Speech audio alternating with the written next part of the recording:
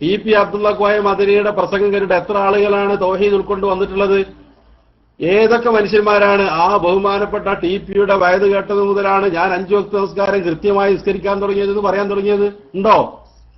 ഒരാളെ കൊണ്ടുവരൂ, നിങ്ങള് ഒരാളെ കാണിച്ചു തരൂ. അയാളുടെ പ്രസംഗം കൊണ്ടാണ്, അയാൾ ഇവിടെ ഉണ്ടായതുകൊണ്ടാണ് ഞങ്ങളിപ്പോ പള്ളിക്ക് പോകാത്തതെന്ന് പറഞ്ഞ ആൾക്കാരെ ഞാൻ കേട്ടു. ശരിയാണോ എന്നുള്ള എനിക്ക് അറിയില്ല, അത് ഉറപ്പുവരുത്താൻ കഴിഞ്ഞിട്ടില്ല. ഈ മനുഷ്യനെ ഞങ്ങളുടെ നേതാവ്, എന്നാല് ഞങ്ങൾ ഇല്ലാന്ന് പറഞ്ഞു, അതൊക്കെ ഇവിടെ കിട്ടിയിട്ടുണ്ട്. അയാൾക്ക് വിവരമില്ലാന്ന് പറഞ്ഞു, ഈ ബാക്കി വിവരമുണ്ട് എന്ന് പറയേ, അയാൾക്ക് വിവരമുണ്ട് എന്ന് പറയേ. അതന്നെയാണ് പ്രശ്നം. നബി സല്ലല്ലാഹു അലൈഹി വസല്ലം തങ്ങൾ പറഞ്ഞിട്ടുള്ളത്, പണ്ഡിതന്മാരുടെ മരണത്തോടുകൂടി ജാഹിലികൾ രംഗം കൈയടക്കും. അങ്ങനെ ജാഹിലീങ്ങൾ ആളുകൾ പ്രസിഡന്റാക്കും. അവരോട് ചോദിക്കും, വിവരമില്ലാത്തവർ ഫത്വ പറയും, അങ്ങനെ ആളുകളെ പഴിപ്പിക്കും. അതിന്റെ ഏറ്റവും വലിയ ഉദാഹരണമാണ്, അവർക്കതിന് റോളില്ല, അവരെ മാറ്റി നിർത്തിയിട്ട് ഈ രൂപത്തിലുള്ള ജാഹിലികളാണ് ഫത്വ ഇറക്കുന്നത്.